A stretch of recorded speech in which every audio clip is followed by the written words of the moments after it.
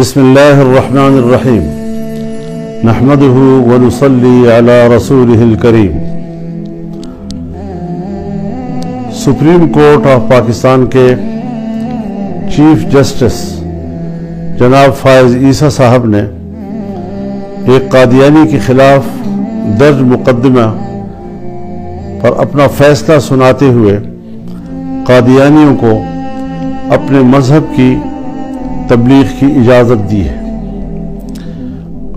ان کا یہ فیصلہ شریعت اور آئین اور قانون کے خلاف ہے، اس سے متصادم ہے، اور ہم اس فیصلے کو علی الاعلان مسترد کرتے ہیں۔ یہ فیصلہ مغرب کی خواہشات کے تابع صادر کیا گیا ہے اور قرآن کریم کے جو حوالے اس میں پیش کیے گئے ہیں وہ غلط بھی ہیں، بددیانتی پر بھی مبنی ہیں، اور ان حوالوں کے جو معنی اور مفہوم تفاسیر بھی متعین ہیں، اور ان کا جو شان نزول ہے اس سے یہ حوالے کوئی مطابقت نہیں رکھتے ہیں۔ عقلی لحاظ سے بھی دانشور اس کو مسترد کرتے ہیں۔ لہذا سب سے پہلے جمعیت علماء اسلام پورے ملک کے طول و عرض میں ائمہ و خطباء سے اپیل کرتی ہے کہ وہ جمعے کے روز اپنے خطبوں میں سپریم کورٹ کے اس فیصلے کے خلاف آواز بلند کریں، ختم نبوت کے عقیدے کے تحفظ کے لیے بھرپور آواز اٹھائیں، اور شدید الفاظ میں سپریم کورٹ کے اس فیصلے کو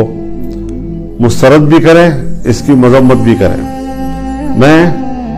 عالمی مجلس تحفظ ختم نبوت سے بھی اپیل کرتا ہوں کہ وہ فوری طور پر اپنا فرض منصبی ادا کرتے ہوئے تمام مذہبی جماعتوں، علماء کرام اور دانشوروں سے رابطہ کریں، آئینی ماہرین سے رابطہ کریں، اور اگلے کسی اقدام کا وہ فیصلہ کریں تاکہ اس معاملے کو ہم